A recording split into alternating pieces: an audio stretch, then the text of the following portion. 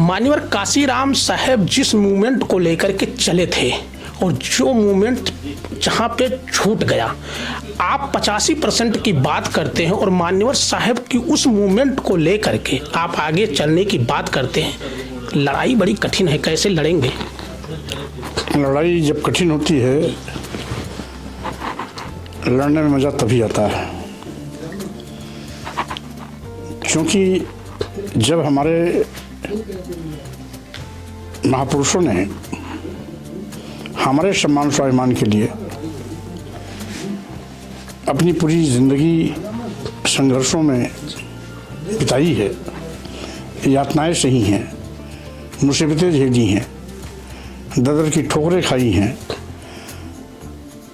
असमानता के शिकार हुए हैं और कदम कदम पर उन्हें अपमान के कड़वे घूंट पीने पड़े हैं, लेकिन उन्होंने अपनी चिंता न करके जब पूरे बहुजन समाज की चिंता की तो स्वाभाविक रूप से आज इन्हीं महापुरुषों की देन है कि हम धन धरती शिक्षा सम्मान से लैस हैं। हमें अपना भारतीय संविधान मिला है, संप्रभु राष्ट्र भारत में हम सबके संविधान के मुताबिक सबका बराबर दर्जा है और बाबा साहब डॉक्टर अम्बेडकर ने देश के प्रथम राष्ट्रपति को भारतीय संविधान देते वक्त कहा था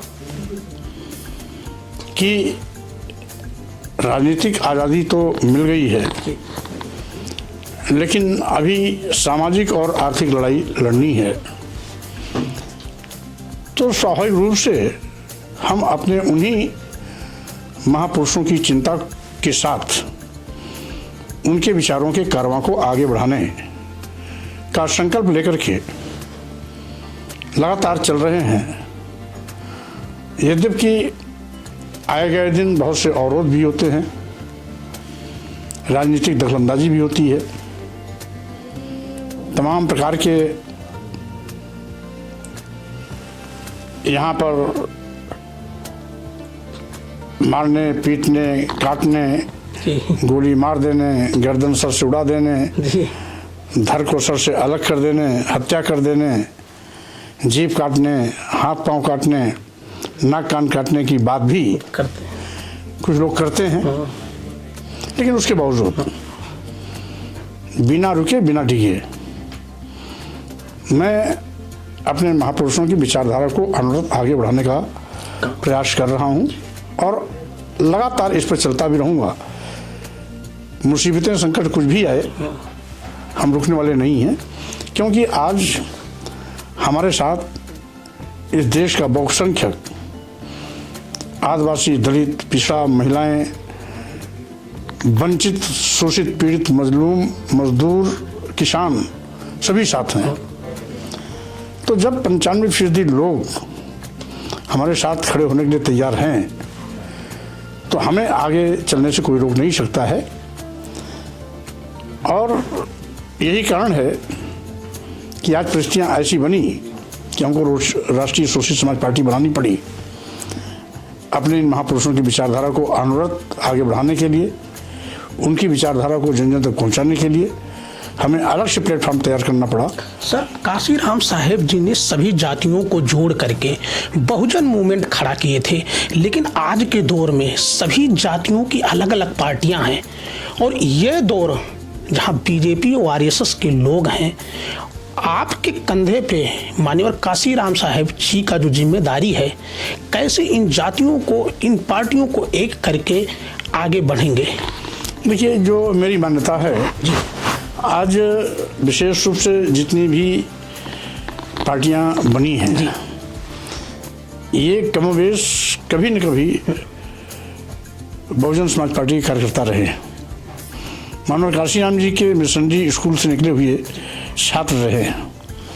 मानव काशीराम जी ने बहुजन समाज को जो सम्मान स्वाभिमान का पाठ पढ़ाया था, वही सम्मान और स्वाभिमान का पाठ इन लोगों को अपने सम्मान स्वाभिमान का परचम लहराने के लिए कभी पार्टियां बनाने के लिए भी परिस्थितियां पैदा की। यद्यपि बहुजन समाज पार्टी का कारवां यदि चलता होता तो शायद ये पार्टियां नहीं बनती होती। क्योंकि आज बहुजन समाज पार्टी में जो एक मूल विचारधारा थी मानव कांशीराम साहब की दी हुई कि जिसकी जितनी संख्या भारी उसकी उतनी भागीदारी। जब तक इस विचारधारा पर बहुजन समाज पार्टी ने काम किया, बहुजन समाज पार्टी नित्य प्रति नई ऊंचाइयों तक पहुंचती रही। जिस दिन मनोहर कांशीराम साहब के उत्तराधिकारी के रूप में सुश्री बहन मायावती जी ने मनोहर कांशीराम जी के ही नारे को परिवर्तित करते हुए एक नया नारा दिया कि जिसकी जितनी तैयारी उसकी उतनी भागीदारी, उसी दिन से सब अर्थ का अनर्थ हो गया। बहुजन मूवमेंट खत्म होने की शुरुआत हुई। नतीजा है कि 4 बार सत्ता बने रहने वाली बहुजन समाज पार्टी को आज मात्र एक विधायक के लाले पड़े हैं। तो स्वाभाविक रूप से यह लोगों के सम्मान स्वाभिमान की ललक है, वो भूख है जो मनोहर कांशीराम ने कभी जगाई थी, जिसके चलते पार्टी बनी है। लेकिन हम समझते हैं हमें काम आसान होगा, क्योंकि मनोहर कांशीराम साहब तो विपरीत दृष्टि में चले थे। फिर भी उन्होंने बीएसपी को जीरो से हीरो बना करके यानी पहाड़ जैसा संगठन बना दिया। अकेले चले थे, करोड़ों का कारवां खड़ा कर दिया। और आज तो हमारे पास मनोहर कांशीराम जी के मिशनरी लोगों की एक जमात खड़ी है। हम उस जमात को इकट्ठा करेंगे।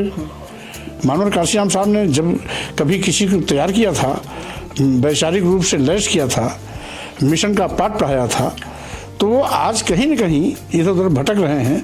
हम अपने सारे के सारे उन मिशनरी कार्यकर्ताओं को जो इधर उधर कहीं भटकाव के रास्ते पे हैं, उनको एक प्लेटफॉर्म पर लाने की कोशिश करेंगे।